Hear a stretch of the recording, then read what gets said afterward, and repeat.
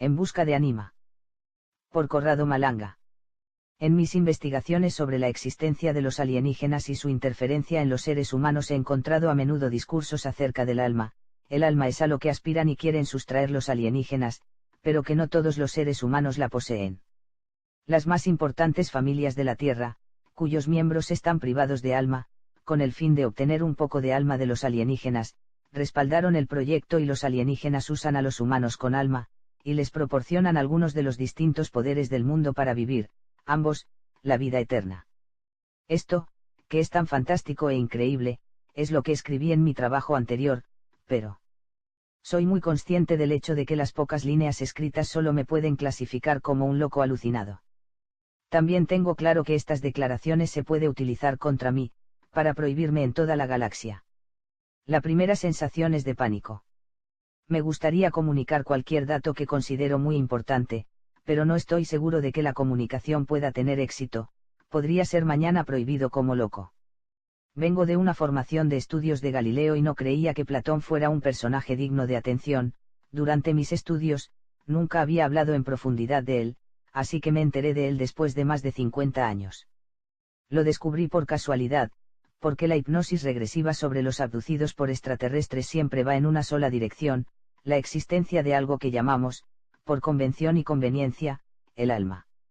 Yo, siendo ateo, me pregunté con racionalidad extrema sobre el componente álmico del ser humano, y creí que podía interpretarlo como una respuesta a un estímulo de tipo hipnótico mío, tal vez inesperado, producido en los abducidos, pero, tras los datos en curso de la investigación, acumulados día tras día, semana tras semana, finalmente encontré que no podía seguir ignorándolos, porque era obvio que el alma, o como queramos llamarla, existe y se manifiesta como la cosa más real del universo. Comencé a escribir algo sobre este tema, y los ufólogos italianos se lanzaron contra la idea del alma, como contra su peor enemigo. La idea, a menudo negada, de que el alma es algo que caracteriza la naturaleza típicamente humana, es un clásico de algunas culturas, pero la cultura científica dice que el alma no existe, no se puede medir, por lo que no existe, mientras que la Iglesia dice que todos tenemos un alma, y que debe estar en la gracia del Señor, con S, minúscula, para clasificar y organizar buenos y malos, de acuerdo a sus propios criterios. Entendía poco de teología, entendía poco de lo paranormal, entendía poco de todo, tal vez incluso de la hipnosis regresiva, que practicaba desde hacía 15 años, pero seguramente entendía mucho de química orgánica. Había trabajado en la investigación durante más de 3 décadas, y había sido rechazado en un concurso para profesor asociado. Esto me dio la seguridad de ser una persona buena e inteligente. También realicé pruebas psicológicas, aún más importantes, para poner a prueba mi capacidad de relacionarme con el exterior, y era muy hábil en la síntesis y en el razonamiento. Así que, no estaba loco o alterado, ni tenía delirios de liderazgo, y me enfrenté con una realidad que tenía que describir e informar a los demás, pero también tenía que ser creíble, de lo contrario, solo habría llegado a pasar más tiempo con mis lectores. Mientras tanto, el grupo ufológico italiano, CUN, y no solo ellos, me dio por loco incompetente. El CUN, desde que había dejado mi militancia que duró 30 años y pico, decidió que yo estaba loco. El CISU, Centro Italiano de Estudios Ufológicos, apoyado por el CICAP, había confirmado la sentencia de la CUN. El PARSEC, un grupo de estudios sobre los fenómenos de abducción, ex grupo CUN antiguo, ahora independiente, siguieron sosteniendo que un químico no puede entender nada de abducción, por tanto todo lo que dije era prácticamente estiércol extendido, secado bajo el sol de agosto. Mientras tanto, otros grupos ufológicos estaban de acuerdo no tanto a favor de Ticio o de Caio, sino a favor de, no sé, de esperar y ver, mirar hacia el futuro. Los británicos han dicho que la hipnosis no se utiliza para nada. Malanga es un comunista, Malanga es el gurú de la ufología italiana. Los lectores tienen que situarse por un momento en mi piel. Me levanto una mañana y encuentro que, a través de Internet, dicen que soy el responsable de la crisis de mi familia, que mando gente al hospital, que tomo Prozac, y me pregunto quién puede decir estas porquerías. Entonces, me aparece siempre el mismo, los ufólogos italianos. Por supuesto, a los americanos no les importa lo que sucede en Italia, al igual que a los ufólogos británicos, franceses, italianos, y, curiosamente, y en contra de sus intereses, dicen que soy la causa de sus problemas. He denunciado la existencia de la interferencia alienígena en nuestro planeta, más que cualquier otro en Italia, y he examinado científicamente la prueba de su existencia durante décadas. He sido el único que ha realizado investigaciones sobre la película de Santilli, la autopsia de un extraterrestre, ¿se acuerdan? El único que ha usado el análisis basado en técnicas grafológicas, el primero en haber estudiado con gráficos por ordenador los vídeos de los ovnis, el único que apareció en televisión para defender un ufólogo italiano caído en desgracia, el primero en realizar el análisis y los estudios de textos antiguos que hablan de ovnis en la India antigua, el único en Europa, junto con el tío Aselov, que estudió de manera científica los círculos de las cosechas, y uno de los pocos que ha resistido la injerencia política y militar. Por todas estas razones he llegado hasta aquí, pero todavía tengo que dar el paso final, el que después del cual, todo estará dicho y me retiraré, simplemente, porque no puedo hacer nada más. Me tientan para explicar mejor el concepto de alma como la he sentido, oído, y visto durante la hipnosis regresiva. Por mi parte, hacerlo era una necesidad, porque los lectores, abducidos o no abducidos, con o sin alma, podrían confrontar mis declaraciones con mi afirmación, y tratando de mirar hacia adentro de una manera más adecuada a las nuevas informaciones. Ya era hora de dejar de hablar de otros, los alienígenas, y comenzar a hablar sobre nosotros, del alma. Geometría del alma. Puesto que, como he dicho, tengo formación galileana, al menos como estudios y pensamiento inicial, me doy cuenta de que es muy difícil comunicar a un científico algo sobre el alma, ya que no existe para él, porque no se puede medir. Veamos un primer concepto importante: la ciencia prevé ver las cosas que se pueden medir. Donde no existe la medida, no existe obviamente un fenómeno físico. Desde un punto de vista puramente psicológico, el científico moderno muestra, con esta actitud, el miedo a reconocer sus propios límites. De hecho es una forma de nunca reconocer sus límites, es decir, que los límites no existen como resultado del método científico, que no tiene límite, y si algo no se ve, no es porque tenemos poca visión de futuro, sino porque no hay nada que ver. Es importante señalar que esta actitud de la ciencia, basado en la fe exclusiva en sí misma, impone al hombre y a su pensamiento, un límite intransitable por dogma, el límite dictado por su ceguera mental. Es como decir: no sabemos que está limitado. Tal vez lo está, pero si no está siempre razonado y, si está limitada, conozco mis límites y, a continuación, ya que no sé lo que no existe, estoy limitado. Sin embargo, si yo estoy muy limitado, sin saber mis límites, podría darme cuenta de mis limitaciones. Entonces, ¿por qué dar peso a las limitaciones? Esto significaría perder el tiempo en algo que nunca veremos. Concentrémonos por lo tanto, en las observaciones sobre lo que veo, y no voy a perder tiempo en lo que para mí, sin embargo, nunca existirá. Así que el hombre acepta la presencia de sus limitaciones como algo imponderable e intransitable, pero esta aceptación es un aspecto negativo de la percepción humana.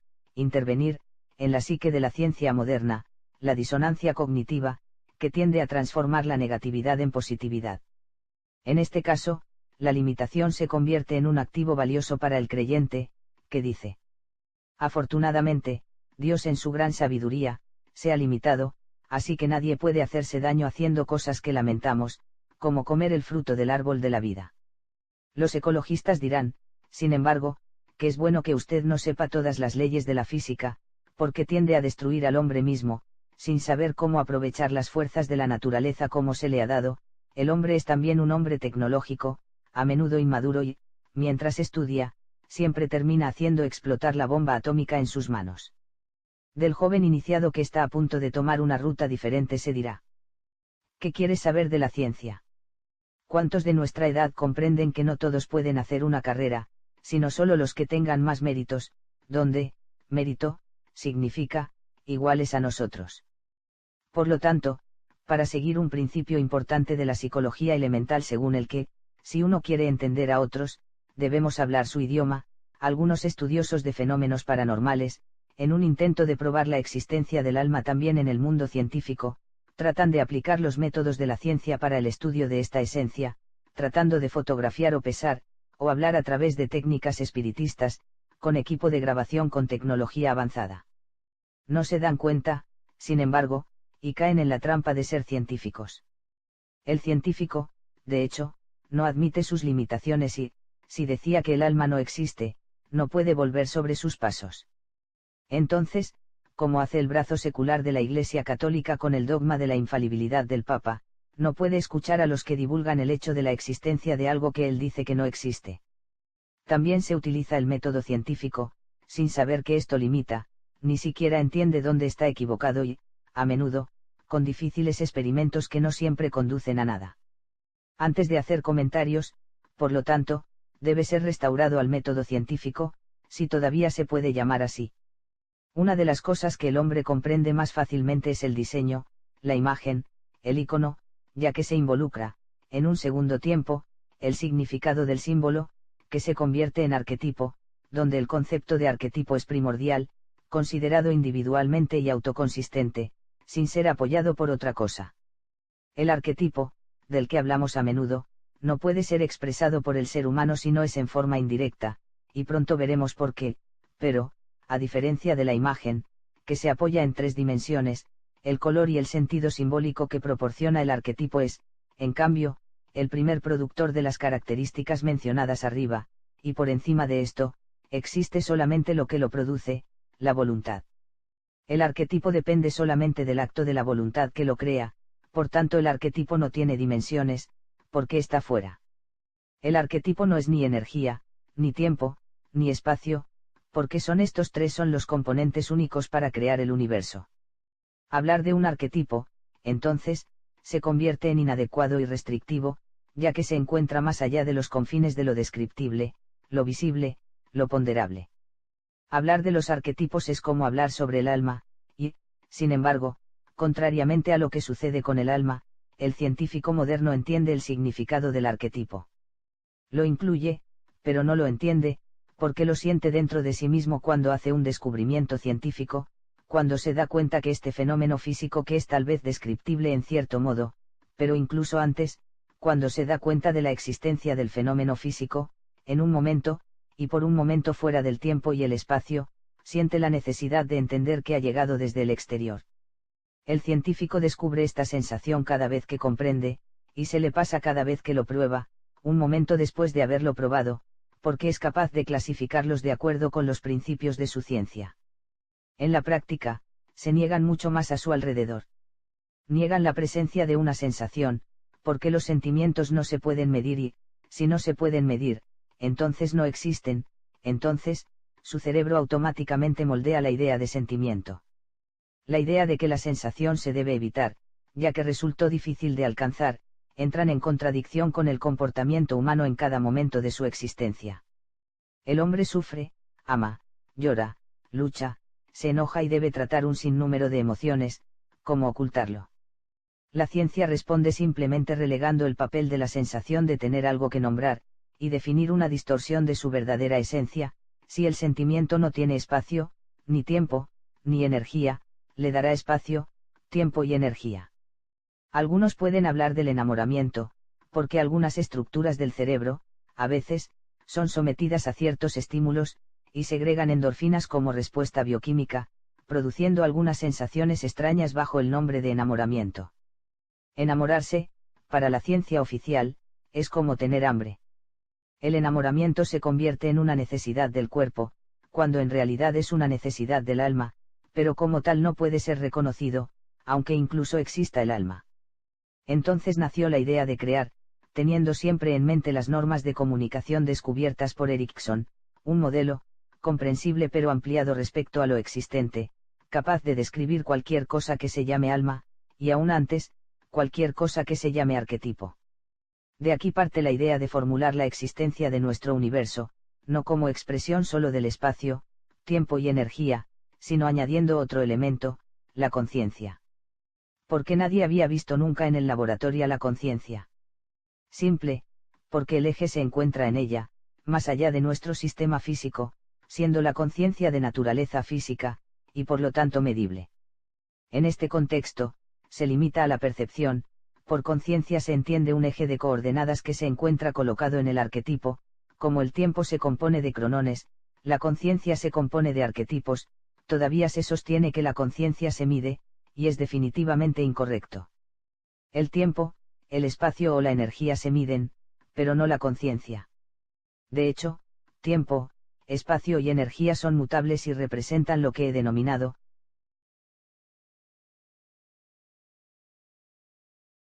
inexistente, o incluso, fantasía, sueño, o imaginario, simplemente, significa, cambiante, no fijo.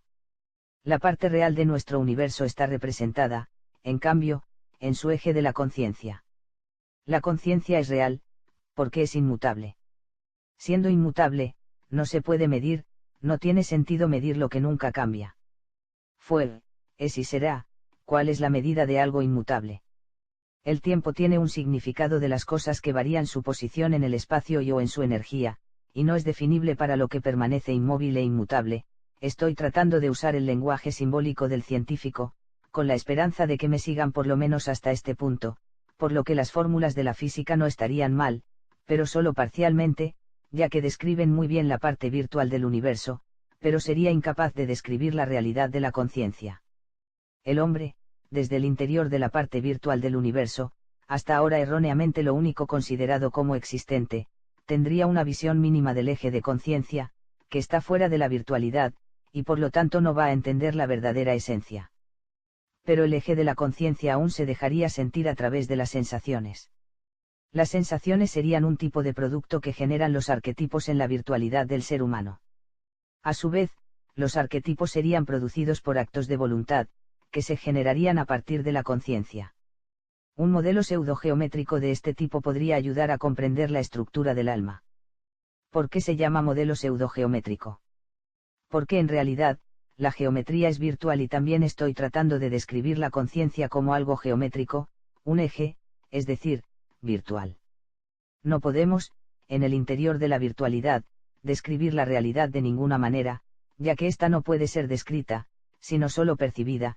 Se puede decir que estoy tratando de describir la realidad como si fuera virtual, no puedo, sin embargo, lo intentaré. La realidad es, sentir dentro, de nosotros, y no, fuera, como virtualidad, puede decir el filósofo que lee este trabajo. La expresión, sentir dentro, es equivalente a decir que, se siente, el mundo físico, con la única limitación de no ser capaz de medir. La física ya ha utilizado artificios para demostrar la existencia de un electrón, ya que no se puede ver, debido a la particular estructura de nuestro universo. De hecho, la existencia del electrón es aceptada en base a pruebas circunstanciales e indirectas. Voy a utilizar la misma estrategia para apoyar la idea del eje de la conciencia. El modelo propuesto articula el universo en 4 áreas, 3 virtuales, que son cambiantes, y una real, que es inmutable. Para mayor comodidad, vamos a crear los 4 ejes con un origen común, orientándolos hacia los 4 vértices de un tetraedro regular, y en este dominio pseudogeométrico será la descripción del hombre y del universo que lo contiene. Alma, espíritu, mente y cuerpo. El ser humano se define como la suma de 4 componentes, cuerpo, espíritu, mente y alma. Cada uno, a su vez, es descrito por solo 3 ejes de coordenadas. En particular, el cuerpo estaría formado por el espacio, tiempo y energía, pero no tiene conciencia. Se trataría, por tanto, de una cáscara vacía. La mente se forma de espacio, tiempo y conciencia, será por tanto la información consciente y coherente del ser. El espíritu se forma de tiempo, energía y conciencia, y sería algo que está ahí fuera, la ausencia del concepto de espacio, que actúa como pegamento entre la mente y el cuerpo. El alma se forma a partir de espacio, energía y conciencia, pero no tiene tiempo, por lo tanto, se caracteriza por la inmortalidad. Podemos, sin embargo, decir más, de los 4 componentes propuestos, alma, espíritu, mente y cuerpo. Es suficiente tener solo 2 para estar seguro de entrar en este universo, ya que con solo 2 componentes, sin embargo, se garantiza la presencia de los 4 ejes de coordenadas. En principio, se puede imaginar un hipotético ser que posee solo mente y cuerpo, o cuerpo y espíritu, o simplemente el cuerpo y alma, pero también uno que tiene 3 componentes, a saber, cuerpo, mente y espíritu, o mente, cuerpo, y alma, y, finalmente, nada prohíbe imaginarse a un hombre que posee todos los 4 componentes. Para el hombre, como sabemos, la presencia del componente del cuerpo es obviamente obligatoria, pero no se puede excluir que, en este o en otros universos, hay espíritus y mentes sin alma y sin cuerpo, por ejemplo el ser que he definido como Lux en trabajos anteriores. Pero la información disponible puede acercarse aún más a una descripción correcta del sistema tetragonal de coordenadas. De hecho, según la hipótesis descrita en Superspin, Malanga, Pederzoli, pero también en función de los descubrimientos más recientes de la física, el eje de la energía iba a nacer antes que el del espacio y el tiempo. Lo que no daría lugar a la energía, sino la voluntad de crearla, propia de la conciencia. La conciencia existía, antes, de la construcción de la virtualidad, lo que puede poner en sucesión conciencia, energía, espacio y tiempo. Los componentes del hombre formados de solo tres ejes presentarían, en el mismo eje, la misma contribución. En definitiva, tanto el alma como el espíritu o la mente tienen conciencia, pero no en cantidades iguales. Se puede resumir esta característica con la siguiente matriz, atribuyendo a cada eje una contribución entera, pero variable entre 0 y 3, 0, 1, 2, 3. Alma conciencia 3 energía 2-espacio 1-tiempo 0. Espíritu conciencia 2-energía 3 espacio 0-tiempo 1. Mente conciencia 1 energía 0 espacio 3 tiempo 2. Cuerpo conciencia 0 energía 1 espacio 2 tiempo 3. Según esta matriz el alma tiene más conciencia, seguido del espíritu, luego la mente. El cuerpo no posee nada de conciencia.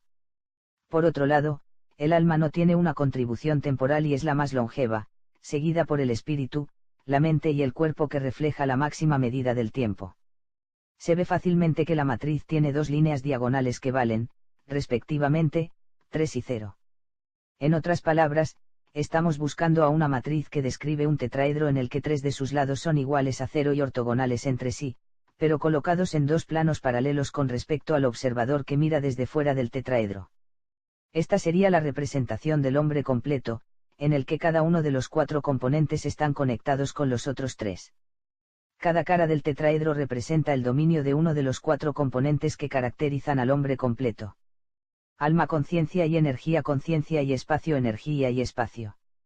Espíritu conciencia y energía conciencia y tiempo energía y tiempo. Mente conciencia y espacio conciencia y tiempo espacio y tiempo. Cuerpo energía y tiempo espacio y tiempo. De este cuadro se puede deducir que cada componente tiene en común con otro, solo uno de los bordes, por lo que dos valores se convierten el uno en el otro. Por ejemplo, mente y alma deben compartir un borde que va desde los altos valores de conciencia, a los altos valores de espacio. No poseer alma significa no comprender la interconexión presente entre conciencia y energía, conciencia y espacio, energía y espacio. En otras palabras, si un científico busca comprender la relación entre la gravedad y el espacio-tiempo, descubrirá que no basta con tener un cuerpo y mente para entender esa relación, debe poseer un espíritu, pero aún no es suficiente, porque mientras el concepto de la energía en conexión con el tiempo fue descubierta y bien tratada por la mecánica cuántica, el concepto de energía en conexión con el espacio, no puede ser explicado como debe. Si no fuese así, la teoría de la unificación de las fuerzas ya se habría definido. ¿Qué significa esto? Que los científicos no tienen alma. No, significa que pocos científicos tienen alma. Por ejemplo, supongamos que solo el 20% del mundo tiene alma, y sea capaz de entender ciertos conceptos abstractos, y admitir también que hay cerca de 1.000 millones de personas, muy por encima del valor real, que están en las condiciones sociales mínimas para llegar a ser físicos. Supongamos, por último, que, entre ellos, una persona de cada 100.000 puede convertirse en físico teórico. Habría alrededor de 10.000 físicos teóricos, de los cuales solo 2.000 tienen alma, por lo tanto capaces de entender los conceptos, pero de estas 2.000 personas, ¿cuál es la probabilidad de que sean escuchadas, y hacer una carrera en la universidad, solo por sus propios medios, cuando hay otros 8.000 estadísticamente al mando, y que no son capaces de entenderle? La respuesta es clara: existe la posibilidad de que alguien tenga la oportunidad y los medios para descubrir la teoría de la unificación, pero, como es fácil de ver, es muy baja. Normalmente, para ocupar el puesto, justo, no sería un hombre con todos los componentes en su lugar, sino un ser dotado, en el mejor caso, de todas las piezas, pero con grandes problemas de conexión entre ellas, un hombre, incapaz de conocer todos los componentes, ya que no se integran perfectamente entre sí. La diferencia entre un hombre con y sin alma, consiste simplemente en las diversas posibilidades de tener conciencia del ser.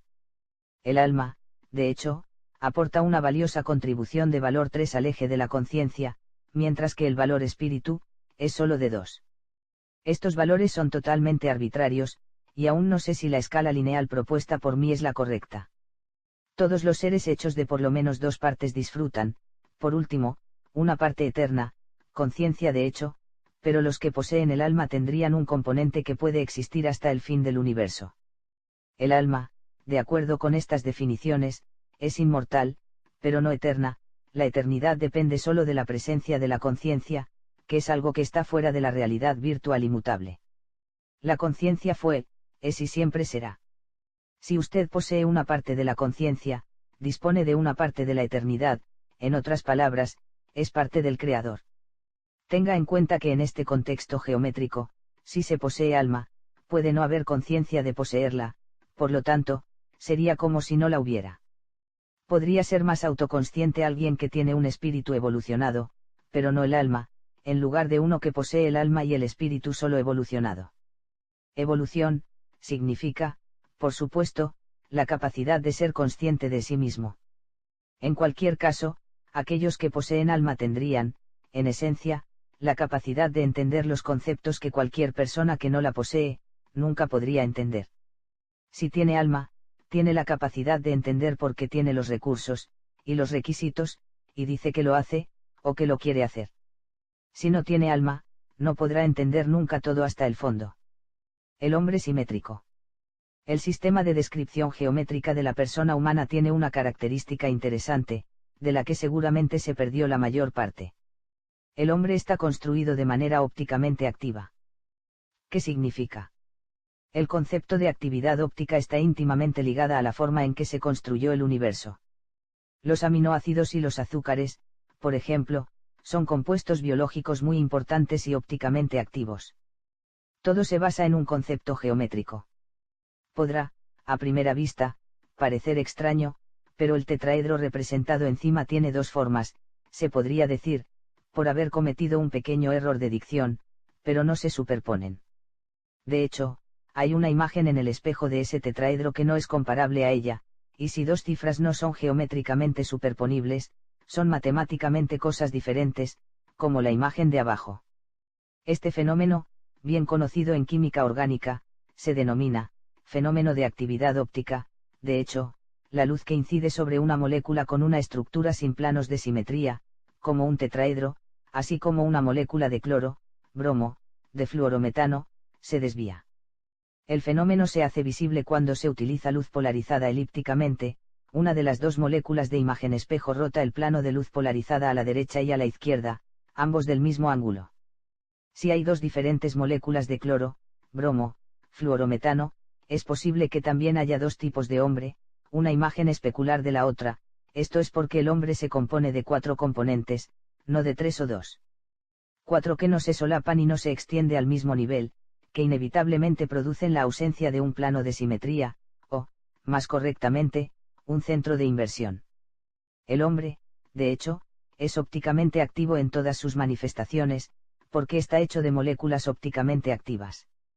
La actividad óptica es típica de las moléculas, y también del núcleo de los átomos, del espacio y del tiempo. En otras palabras, el concepto de asimetría, no simetría, sino, la ausencia de cualquier elemento de simetría, es decir, la ausencia de un plano de simetría, impregna todo el universo.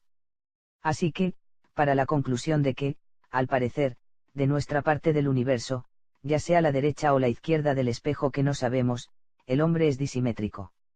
El concepto de imagen en el espejo aparece varias veces en algunos textos sagrados, como el Antiguo Testamento o el Sefer Yetzirah.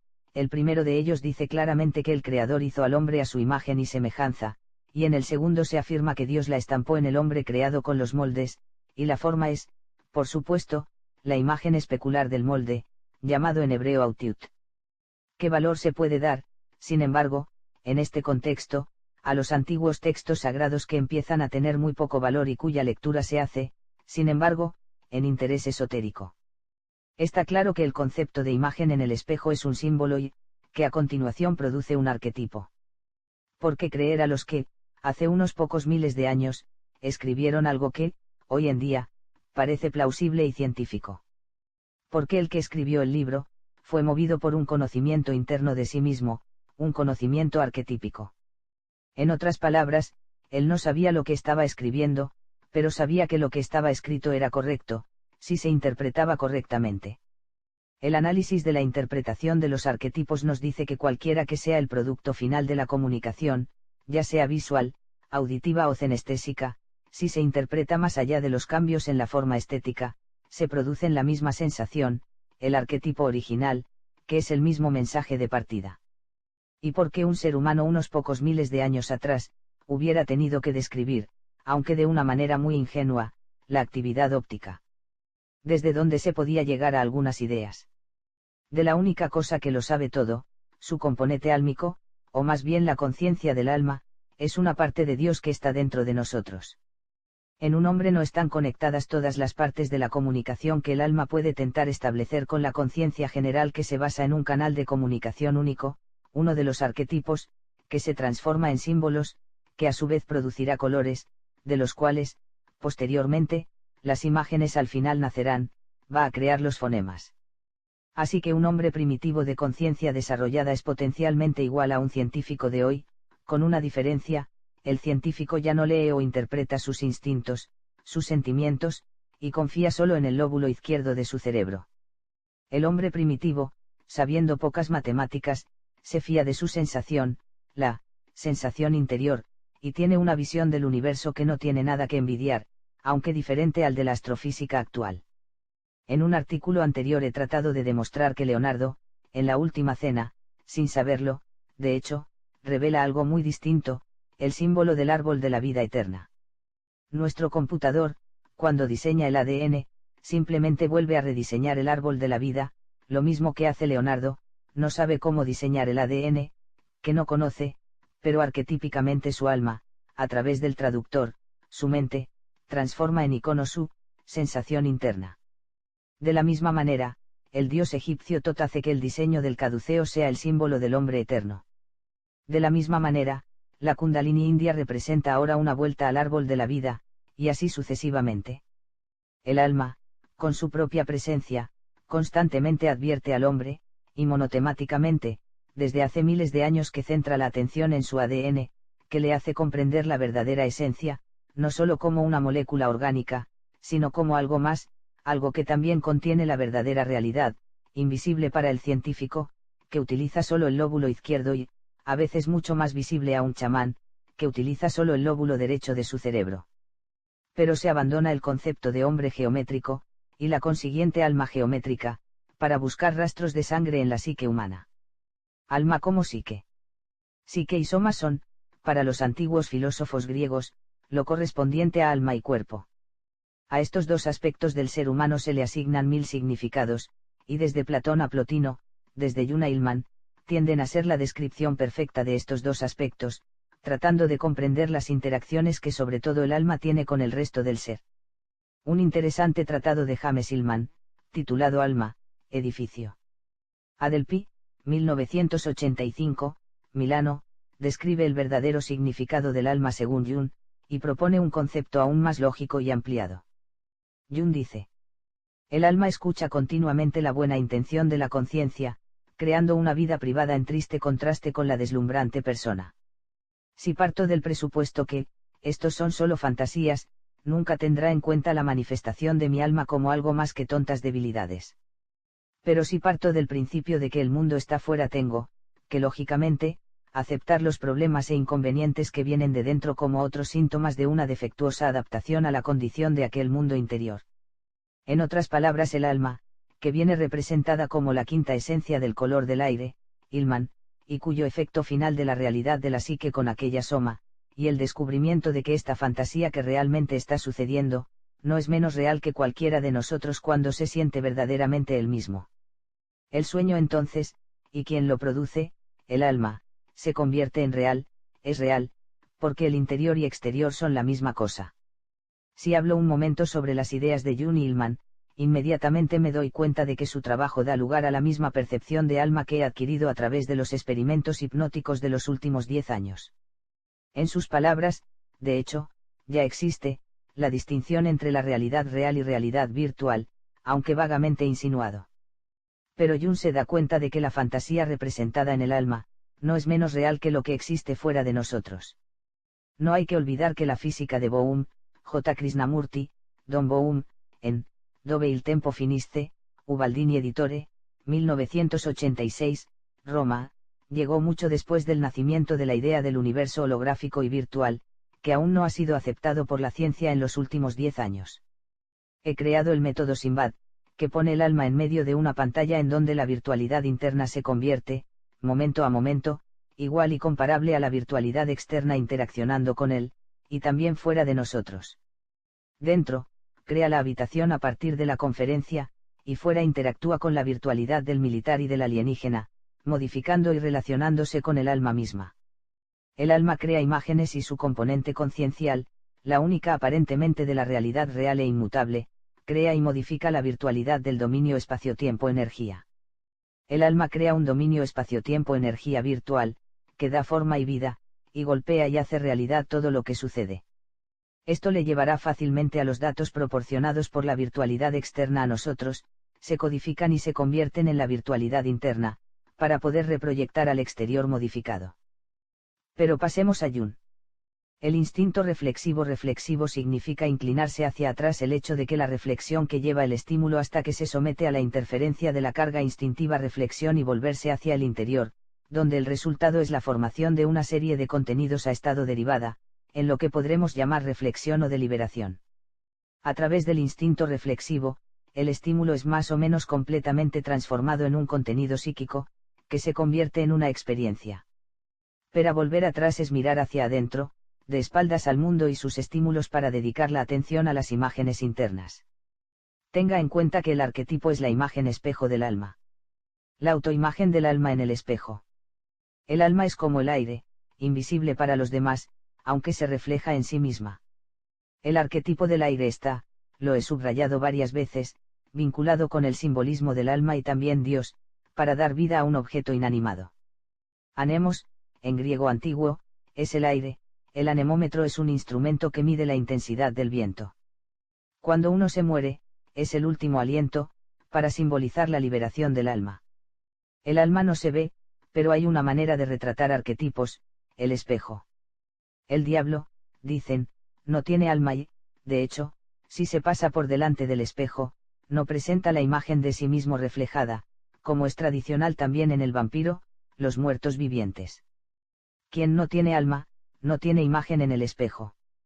Esta declaración explica perfectamente el nivel de edad, arquetípica, la naturaleza tetraédrica del hombre, según el cual solo los que tienen el cuarto componente tienen una imagen en el espejo de sí mismo.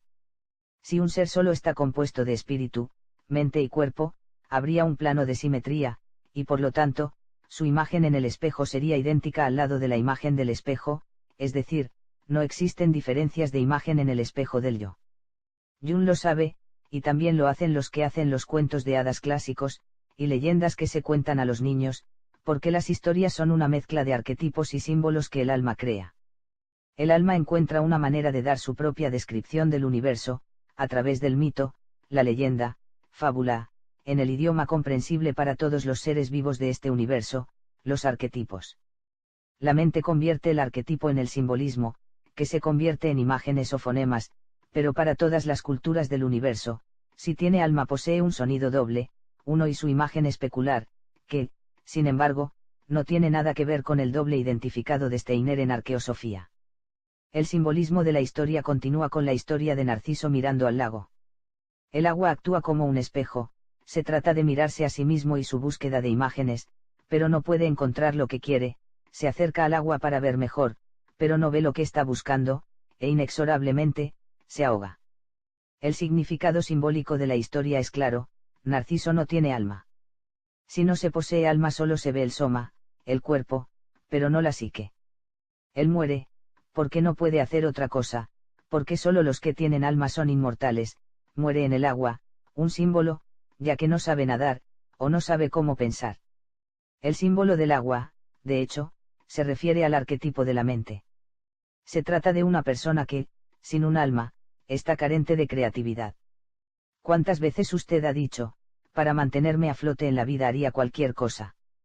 Arquetípicamente, para mantenerse a flote en la vida, se necesita crear en vivo y en directo, estar sin hacer no es vivir, sino sobrevivir.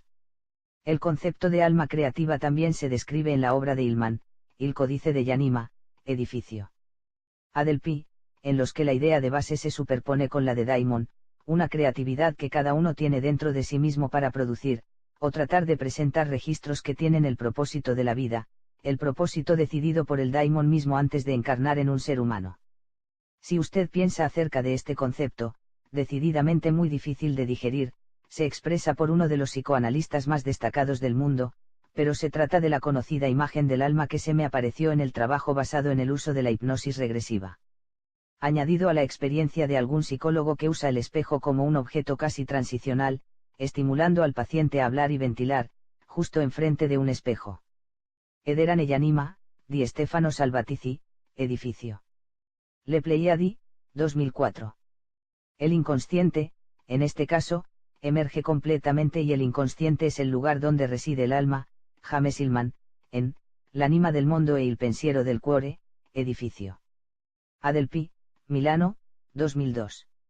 Hillman dice: la conciencia de nacer del alma deriva de las imágenes, y que se podría llamar imaginario. Según Jung, una condición, sine qua non, de cualquier forma de conciencia es la imagen mental. Todo proceso psíquico es una imagen y una imaginación, sin la cual no podía tener alguna forma de conciencia. Porque las imágenes fantásticas son la base de la conciencia, nos dirigimos a ellas, para ver al final las cosas. Debemos concienciarnos del significado de los patrones de la fantasía, y reconocer en todas partes, y no solo en un mundo de fantasía, separado y distinto de la realidad. Por encima de todo, es importante para reconocer en su juego un sinfín de referencias en el espejo en el que el inconsciente se hace consciente de su rostro. Imágenes fantásticas se han convertido en el instrumento de la percepción y las formas de ver las cosas.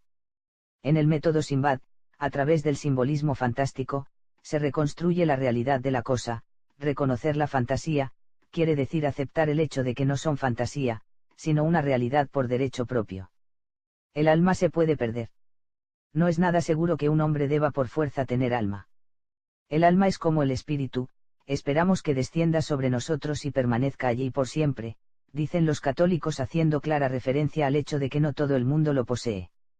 El concepto del espíritu no debe, sin embargo, confundirse con el del alma. Las religiones tienen a menudo una confusión entre el alma y el espíritu, pero tal vez ahora podamos arrojar luz sobre estos dos conceptos. Para los católicos es el espíritu lo que es inmortal y no el alma, pero, cuando hablan de espíritu, quiere decir, en realidad, que hablan de las almas. La religión católica se deriva de las tradiciones judías, que, a su vez, se han derivado de las egipcias, el bagaje cultural que ahora reclaman como propio. En el mundo egipcio había una bella diferencia entre Ba y Ka. Ba era el alma inmortal, mientras Ka era el espíritu. El alma, según los egipcios, existe en número finito, y no todos poseen una. Pero, ¿qué dice Jung acerca de esto? La pérdida permanente del alma comporta resignación, fatiga, indolencia, irresponsabilidad. The Collected Works, Princeton University Press, Opere, 9, 1, p. 74. Los abducidos estudiados por mí describen exactamente las palabras de Jung, la pérdida temporal del alma, mientras se utiliza para recargar al alienígena de turno.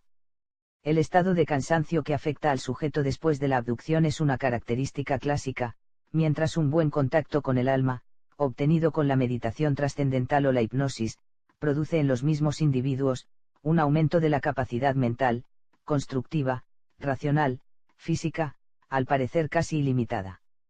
La falta de alma produce depresión, o más bien, el miedo inconsciente de perderla definitivamente, produce depresión en los sujetos examinados por mí, de acuerdo con lo que ha sido citado por Hillman en Alma, Operación Citata, Palm. 139. Pero hay algo a tener en cuenta, la despersonalización.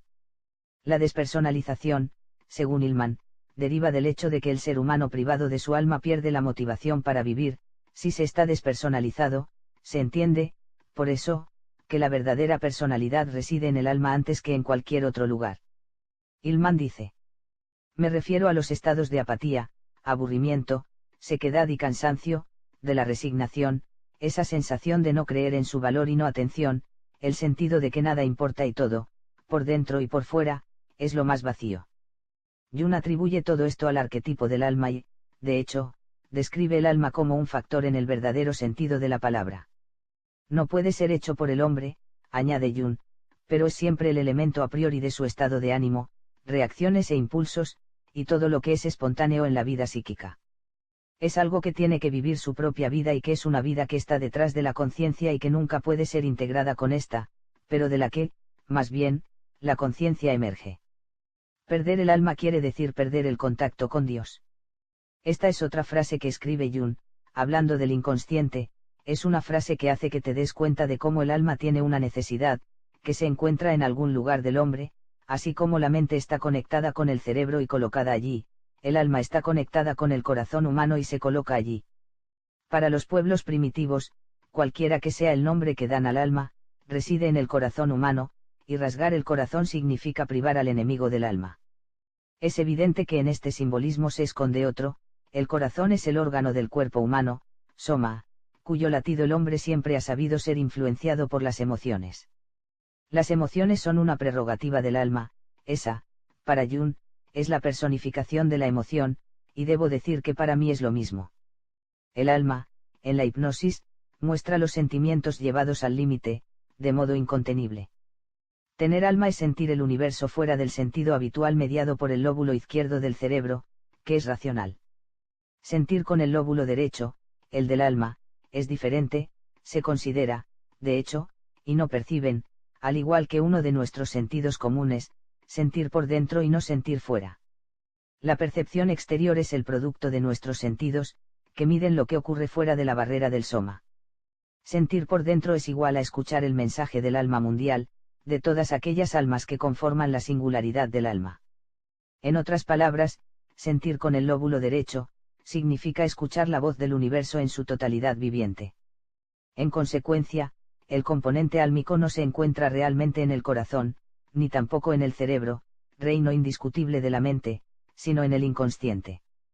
El inconsciente es el lugar donde el alma, entendida como superyo, actúa y vive. El inconsciente es el hogar de los arquetipos, y el alma es el arquetipo de Dios, como dice Jung, según el cual, el alma es lo que de nosotros, más se cerca de Dios, aunque no es Dios. Esta afirmación, una vez más me sorprende, porque se superpone a la perfección de las ideas que he hecho poniendo al alma en hipnosis. El alma, cuando habla de sí misma en hipnosis, lo hace arquetípicamente y se describe a sí misma como una parte de la luz primordial, algo que apenas podemos imaginar, ya que es el arquetipo de la salida, la 22ª carta del tarot egipcio de Tot, el loco, la creación, la ausencia de la regla antes de la creación misma, por lo que no me lo imagino, sino es a expensas de aproximaciones pesadas. Sabemos, sin embargo, que el alma del hombre tetraédrico está compuesta de la conciencia, espacio y energía. Estos dos últimos son componentes del todo virtuales, solo el componente fuerte conciencial es real y eterno, solo la conciencia es Dios. Pero, el alma tiene su propia personalidad, o su personalidad se encuentra en otro lugar. No hay argumentos definitivos en contra de la hipótesis de que estas figuras arquetípicas que poseen el inicio de su carácter y personalidad no son simplemente adaptaciones menores. De hecho, los arquetipos, en la medida en que las relaciones no son puramente funcionales, se manifiestan como demones, como agentes personales. En esta forma se ven como experiencias reales, no son invenciones de la imaginación, como nos quiere hacer creer el racionalismo. Jung, Obras, v. par 388, p. 254. En lugar de obtener estos datos de nuestras condiciones psicológicas, es necesario obtener nuestro estado mental de estas cifras. Jung, Obras completas, 13, p. 273. ¿Cuáles son, entonces, las actas de la hipnosis realizada por mí en la que alma, mente y espíritu no recitan un partido fantástico, sino su parte, con sus características reales? Lo que le da el carácter, entonces, y porque alma, mente y espíritu tienen personalidades diferentes, lo que de hecho, es bien ilustrado por el método de Simbad. Simplemente porque el alma, mente y espíritu, tienen tres mentes que se caracterizan por diferentes valores. Hillman, Jung y Platón no tenían la experiencia hipnótica, que se ha convertido en un instrumento de adquisición únicamente después del trabajo de Milton Erickson, Opere, volumen I, 2, 3, Astrolabio, 1982, Roma. Hoy en día podemos ofrecer para complementar la visión neoplatónica de esta investigación, un panorama más amplio de la situación humana, basados no solo en la psique y en el soma, sino también en la idea del hombre tetraédrico, que ya estaba en trámite en el tiempo de Jung. Ir en busca del alma tiene quizá el riesgo de despersonalización del hombre mismo. Muchos psicólogos y psiquiatras afirman que la hipnosis regresiva tiene aspectos negativos, las contraindicaciones. Una de ellas sería el tema de la esquizofreniación, que lleva más y más espontánea, dos personalidades, una que pertenece al considerado mundo real y la otra, fantástica, perteneciente al mundo hipnótico. Es como decir, alrededor de mis estudios, que si una persona comienza a convencerse a sí mismo en vivir una vida paralela en la que el alienígena lo abduce, se proyecta en esta segunda realidad, que se convertirá cada vez en más importante, tanto de no impedirle que salga. Así habremos creado esquizofrénicos. Es importante discutir este asunto, porque la interpretación incorrecta de algunos datos podrían llevar a un camino equivocado. Hay que decir inmediatamente que una de las mejores curas para la doble personalidad se presenta en la hipnosis profunda. Las diversas personalidades del sujeto están puestas en confrontación con las demás, y empiezan a desmoronarse frente a una personalidad más fuerte, la única real del sujeto, sigue siendo el único gestor en el extremo de sí mismo, el Echertok, en L'Hypnosie, Teoria, Pratica e Tecnica, edición y Mediterranee, Roma, 1971, Oracarle, J. Boysen, Guarire con l'Hypnosie, edición y Mediterranee, Roma, 1991. En este sentido es interesante el artículo de Erickson titulado, Investigación experimental sobre la posibilidad de uso antisocial de la hipnosis, publicado en Psychiatry en agosto de 1939, páginas 39, 414, y el artículo del mismo autor sobre, posibles efectos perjudiciales de la hipnosis experimental, Journal of Abnormal and Social Psychology, 1932, 37, 321, 327, donde se afirma explícitamente que los resultados clínicos son ulteriormente respaldados por conocidas dificultades encontradas en un intento deliberado de provocar el cambio deseado de la personalidad terapéutica. Por lo tanto, parece cuestionable conseguir cambios acentuados con la hipnosis experimental. Pero no basta. Lo que sucede en las sesiones del experimento de hipnosis realizada por mí es que el sujeto lleva a la entrevista bajo hipnosis a su propia alma, a su espíritu y a su mente. Cuando sale de la hipnosis, definitivamente ha aumentado la conciencia de su ser. Él sabe mucho mejor quién es, sabe que tiene un alma y aprende a reconocer las señales. Vive mejor, es consciente de ser más fuerte, ve el universo de otra manera, más en términos de sustancia que de tener. En otras palabras, más cerca de la realización de lo que el Daimon de Hillman quiere lograr, el propio ser. Lo que haces en la hipnosis es lo que los psiquiatras no quieren, que es esquizofrenizar al sujeto por un momento y separa las cuatro partes diferenciales, tres de las cuales, alma, mente y espíritu, son los seres que sienten, cada uno con su propia conciencia, el cuerpo, sin embargo, no la tiene. Estas tres cosas están mirando, escuchando, como nunca antes han escuchado, usted lo acepta y comienzan a trabajar juntos, creando algo que es muy cercano al concepto del hombre tetraédrico. Al final de la sesión hipnótica, al sujeto se le dice que se siente en todas sus partes, y esto no ocurre rápidamente, sino muy deliberadamente. Así que a través de la separación, se ha creado una mayor conciencia en cada una de las diferentes partes, y el todo, en realidad se ha creado la unidad. No hay otra manera de conocer el alma y el cuerpo, y viceversa, que separando las dos partes para que puedan verse entre sí, y esto es imposible si las dos partes están inseparablemente unidas. Lo que pasa es que la separación de las dos partes, hace que cada una tome conciencia de la existencia y características de la otra y, una vez reunidas en un todo coherente, pueden reconocerse en su propio ser. El psiquiatra, cometiendo un macroscópico error, no tiende a curar la mente, sino el mal funcionamiento solo del cerebro, que es la interfaz entre la conciencia y el soma. El psiquiatra, como el físico, no reconoce el alma, ni en el otro, mucho menos en sí mismo, por la sencilla razón de que parece no tener alma consciente. No tener conciencia es equivalente a no ser álmico, no tener alma, y puede ser porque la conciencia es baja o porque el alma no está, porque no tienes la voluntad. Alma y amor. En los tratados de psicoanálisis se habla de alma y psique como los dos únicos componentes del hombre y Jung, por lo tanto, tiene la necesidad de colocar forzosamente la cosa del alma o en este o en aquel cuerpo, mientras, como he dicho, los componentes son 4, además de psique y soma, también hay espíritu y mente. De hecho, basta leer el trabajo de Eros en el alma para encontrar algo sorprendente. Hillman se da cuenta de que algo anda mal cuando dice, por ejemplo, que el amor no es una manifestación del alma. Es bueno aclarar la cuestión mediante la eliminación de las malas palabras, y la interpretación semántica. Creo que el alma no puede amar. Amor, agape. Antes de verlo, usted debe proporcionar una definición del amor. El amor del alma está encarnado por agape y no por Eros. Se trata, por la mitología griega, del amor que Dios da a sus criaturas. Un amor no correspondido es correspondido, pero dado solo por un acto de amor, sin obtener nada a cambio. Amor puro, podríamos decir, que no termina en nada, pero que se demostró con el único propósito de esta expresión. Uno tiene que preguntarse dónde la idea de algo que expresa y que nos distingue unos de otros, pero sin el deseo de interactuar con ellos.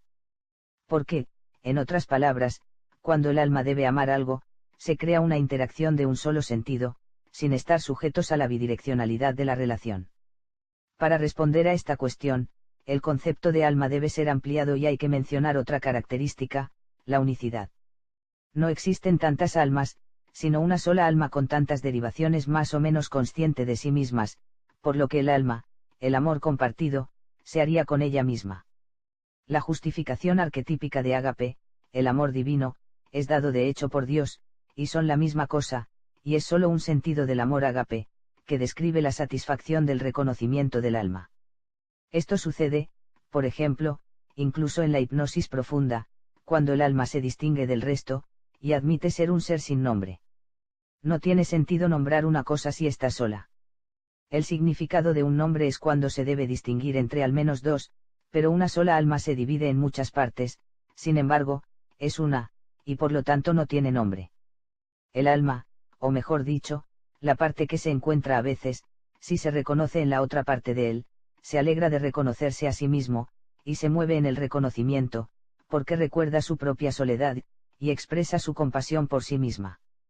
Desde el exterior, esto toma la forma de un único amor monodireccional, pero el alma ama porque significa el reconocimiento del ser. En realidad, por lo tanto, cuando las almas de dos personas se aman, se reconocen unas a otras, pero solo a un nivel inconsciente profundo, y se trata de una serie de emociones que son subproductos de los arquetipos, creados por la conciencia del alma.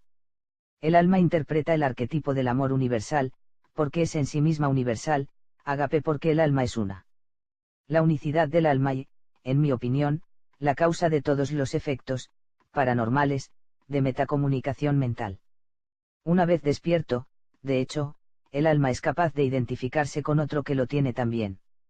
Después de la hipnosis profunda comenzaron a destacar los fenómenos de transferencia de información por vía telepática entre los abducidos examinados por mí. Los que podrían interactuar de alguna manera, lo hacen inmediatamente, y a grandes distancias. Aunque no he tenido tiempo de investigar más a fondo este aspecto de la cuestión, debo decir aquí que estos fenómenos son absolutamente ciertos e irrefutables. Creo que esto se debe a que las subunidades de almas que habitan en el abducido, han presentado un canal de comunicación, todos están en contacto unos con otros, aunque de una manera más o menos consciente. Veremos en breve que Jung y Hillman, sin embargo, incurren en la confusión cuando se trata de abordar el problema de la unicidad del alma, y se pierden en la identificación de dos partes anímicas, una masculina y otra femenina, que se discutirá pronto. Amor, Eros. Eros, entonces, ¿dónde se puede colocar? Para Jung, se mantiene a disposición solo el soma, y ahí es donde pone a Eros. La atracción entre dos almas es ágape, y entre dos cuerpos es Eros. Si todavía tomamos en consideración el modelo tetraédrico del hombre, se deduce que el cuerpo no tiene conciencia, es una cáscara vacía, algo separado, pero privado de conciencia. La característica de estar privado de conciencia implica que el cuerpo no reconoce esto, no reconoce ningún otro, pero no reconoce ni las medidas adoptadas, ya que, como un inconsciente, no aprende de la ejecución de dicho acto. De ello se deduce que los mismos hechos podrían repetirse interminablemente sin saber por qué, pero no puede oponerse al gesto ritual, porque no hay voluntad. El acto de voluntad se encuentra en el eje de la conciencia, y es allí donde el Creador ha decidido crear la virtualidad del universo, exactamente del mismo modo que decidimos tomar un vaso de agua. Quien no tiene conciencia, no puede querer o entender, y porque usted desea algo, el deseo se expresa en un acto consciente de la voluntad. Quien no es consciente, no posee, no tiene voluntad ninguna. Eros es el deseo, y no puede ser colocado en el cuerpo, Eros estará en el espíritu. Una característica distintiva entre Eros y Ágape es su espacialidad.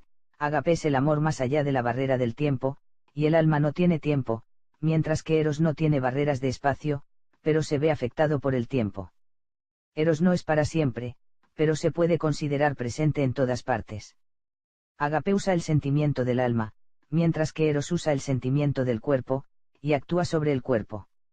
Esto ha llevado, en mi opinión, fuera de la observación de Eros, que erróneamente se ha visto como una manifestación del cuerpo, y no podía imaginarse que se estuviera en una parte diferente.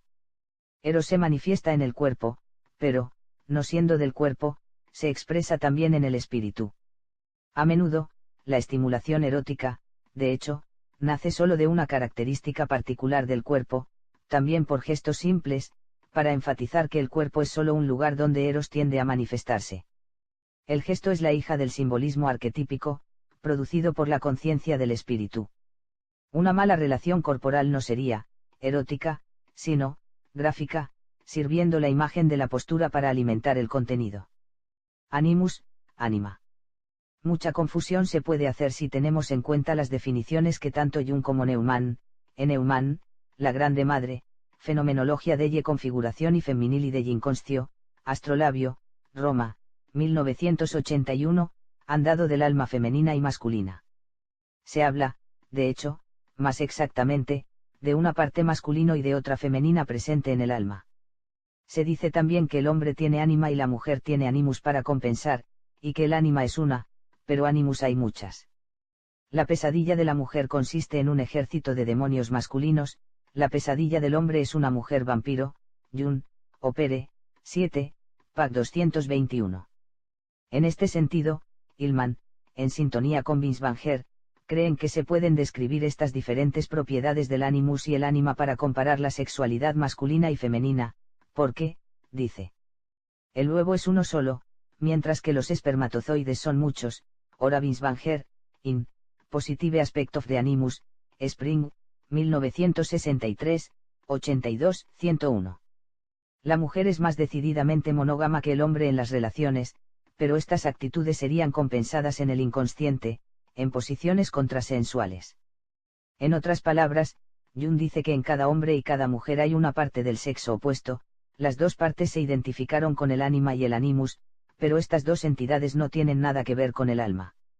Una vez más, Jung está obligado a colocar en el ánima inconsciente humana, donde se alberga el alma, pero si lees entre líneas y resulta que el animus y el ánima acaban siendo las características de una psique masculina y de una femenina, mientras que lo que hasta ahora he dicho de la psique, es que el alma, es una sola y totalmente asexuada. Animus y ánima, en mi opinión, se colocan en la mente de las personas que sufren de los efectos de Eros por un lado, y por el otro, de Ágape, es decir, espíritu y alma. Animus y ánima inducen al cuerpo a manifestarse de forma masculina o femenina para el objeto fuera del cuerpo. Un cuerpo puede ser masculino, pero puede que no se sienta masculino. El sentirse masculino es una cosa que no puede depender del contenedor sin voluntad o conciencia de sí mismo, es la mente la que decide cómo debe comportarse el cuerpo. La mente puede decidir que el cuerpo de un niño, a veces, se comporta como si fuera una mujer, o viceversa, porque el contenido del animus y ánima están bien establecidos, el sexo es decidido por la naturaleza, pero la sexualidad es del dominio de la mente. El término sexualidad significa toda una serie de comportamientos y formas de pensar acerca de los legados de los hombres y las mujeres, eran dos visiones posibles del universo que la mente tiene disponible, y que trata de poner en práctica, para manejar y entender el universo en el que está inmersa. Desde este punto de vista, se puede determinar el sexo sin poseer un cuerpo, disponiendo solo de alma, mente y espíritu, o incluso simplemente de mente y espíritu. Esta observación parece estar de acuerdo con algunas piezas de la hipnosis regresiva en la que se informa del llamado lux, o ser de luz, que solo tiene mente y cuerpo, y tiene dificultades para reproducirse, pero podría hacerlo. Por lo tanto, está en la mente que el sexo es diferente, pero no en el cuerpo. Jung, en este sentido, cree que el ser perfecto es el andrógino, es decir, los que erróneamente llaman asexuales, pero en realidad son bisexuales, porque esos dos puntos de vista de la mente y la vida complementan a la perfección. Así, en el simbolismo alquímico de la Kundalini, la serpiente macho y la hembra están enrolladas en un solo bastón, que representa el árbol de la vida eterna. El andrógino es el símbolo de la perfección para el alquimista que quiere convertir el plomo en oro, o el hombre mortal en un inmortal hombre. Reunir todas las piezas parece ser la receta para crear la inmortalidad, y de hecho, si el alma misma, firmemente adherida al cuerpo, mente y espíritu, con su falta de tiempo, harían inmortales a los seres humanos, por lo tanto andróginos, calle Malanga en, el significado arquetípico del crop circle. Pero, ¿qué produce animus y ánima? ¿De dónde vienen? ¿De qué se crean? Bueno, se alojan en la mente del hombre, pero la mente es un traductor de idiomas de arquetipos a fonemas, es una biblioteca de información, es un conservador, no un pasivo, sino un activo, que tiene su propia voluntad. Por otra parte, alma y espíritu hablan entre sí y con el cuerpo a través de la mente, mientras el alma respeta el concepto masculino de totalidad, es absolutamente necesario para aclarar estos conceptos, o necesariamente habrá confusión. Pero, entonces, el alma es una o varias, y el espíritu, está solo o en compañía. Animus y ánima no son otra cosa, en mi opinión, que las proyecciones, o, más bien, manifestaciones, del alma y del espíritu en la mente del hombre. La mente se conecta del alma y el espíritu, y conversa con la mente, y se deriva de ella una visión, que tiende a comunicarse con el cuerpo, sea el alma bajo forma de ánima o el espíritu en forma de animus. Así es como se explica, en mi opinión, la dicotomía de animus-ánima, el alma habla a la mente y aparece como ánima, mientras que el espíritu habla también con la mente y aparece como animus. El alma es femenina, y considera que su existencia es la unidad, el espíritu considera que su existencia es la totalidad de las apariencias, pues, como he dicho, animus y ánima no es más que las proyecciones del espíritu y el alma en la mente. La consigna del alma es de hecho, una en muchos, y la consigna del espíritu es, muchos en uno. Desde el punto de vista geométrico, el alma no tiene tiempo, y el espíritu no tiene espacio, el espíritu está, en todas partes, y el alma es, para siempre.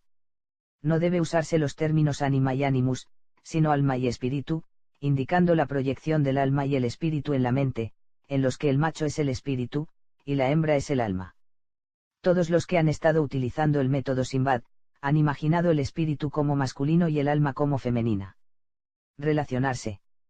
Entrando en relaciones, dos seres humanos no lo harán solo con el cuerpo, sino también mental, espiritual y álmicamente. Una relación perfecta entre dos seres humanos que se produce en los cuatro campos de definición tetraédrica del hombre, pero como hemos señalado anteriormente, este hombre es prácticamente inexistente. El hombre actual ha perdido una gran cantidad de conexiones internas entre sus diversos componentes, y todavía está formado por cuatro componentes, ópticamente activos, quiral, una vez más con la aparición de una forma tetraédrica, arquetipos y símbolos que se encuentran descritos en la Cábala, o incluso en Merkaba, como seres humanos tetraédricos, cada vértice está conectado con los otros tres, en el hombre actual solo el vértice de la mente estará unido al cuerpo, espíritu y alma, no. Tendremos pues una unión directa entre espíritu, alma y cuerpo, luego para hablar, tendremos inevitablemente que recurrir al intérprete representado por la mente.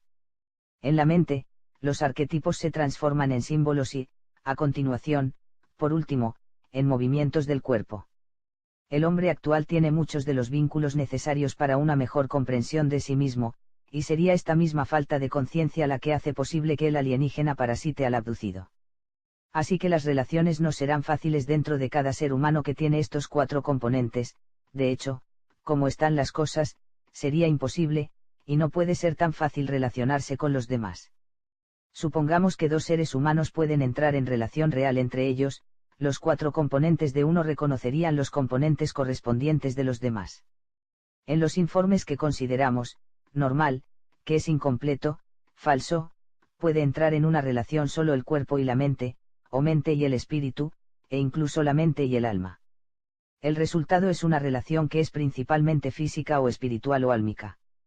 Si, empero, todos los informes se activan al mismo tiempo, entonces usted puede obtener una buena fusión de intenciones.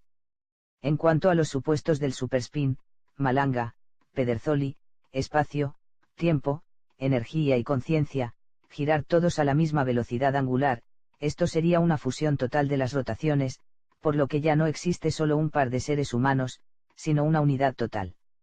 El cambio de la conciencia puede ocurrir en una de las 2 personas, también podrían entrar en sus vidas, no para interactuar entre sí como antes, porque solo uno de los socios que ha evolucionado por cambiar la rotación de algunos de sus componentes, tiempo, espacio, energía, conciencia, y fuera de la resonancia que comparte con la pareja. Esto es lo que sucede a menudo cuando un abducido, la parte superior completamente inconsciente de sí misma, se enfrenta al viaje hipnótico, y viene completamente renovada. Su pareja ya no reconoce en el abducido la persona de partida, así como el abducido, cuya autoconciencia se ha realizado mucho más rápido que el otro, ya no reconoce a la persona como un socio con quien había establecido una relación, tiene, por tanto, la tendencia a desprenderse de la pareja. Esto hizo que el otro sea necesario y también se encuentren, resulta que su pareja comprendió que la otra persona, no es realmente consciente de quién era, y libre de intimidación alienígena, un ser querido hombre, a veces sumisa, y no una mujer que ha descubierto que realmente es.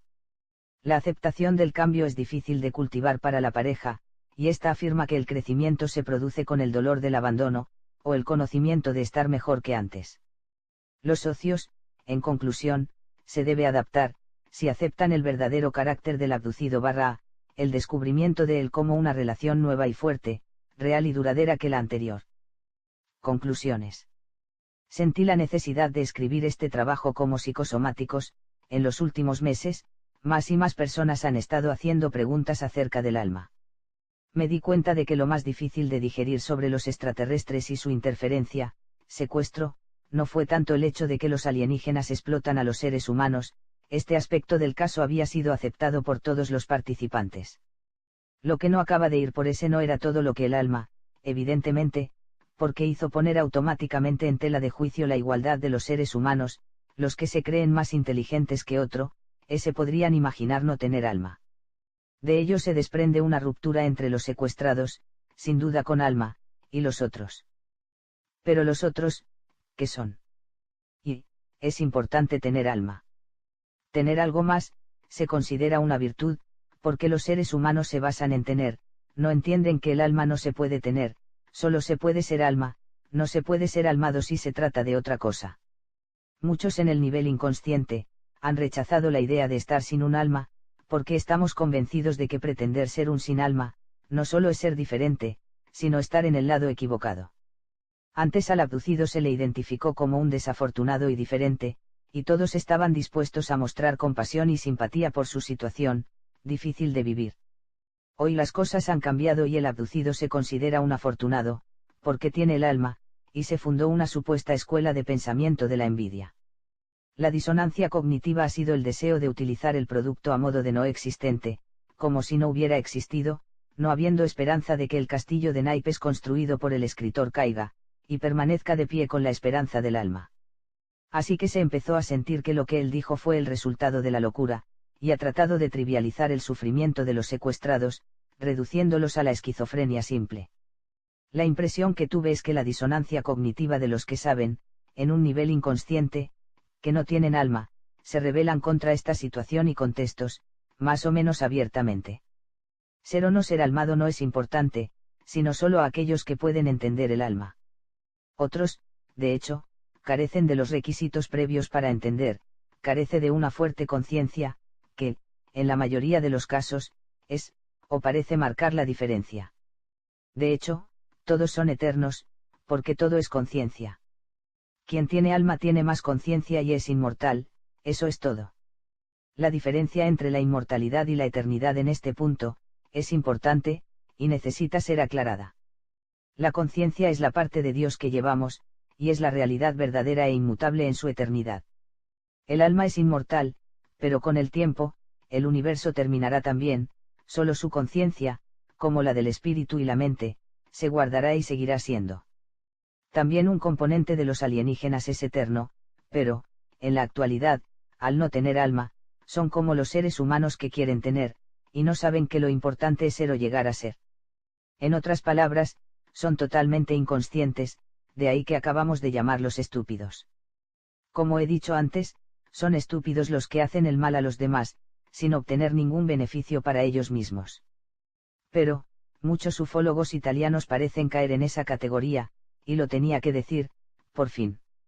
Lo único bueno que la persona puede hacer es tratar al alma como una persona autónoma y hacer preguntas personales.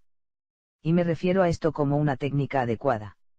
El arte es simplemente que nos deje su propio interlocutor invisible. Debemos cultivar el arte de la conversación con nosotros mismos, en la situación creada por un estado afectivo. Jung ya había inventado el método Simbad.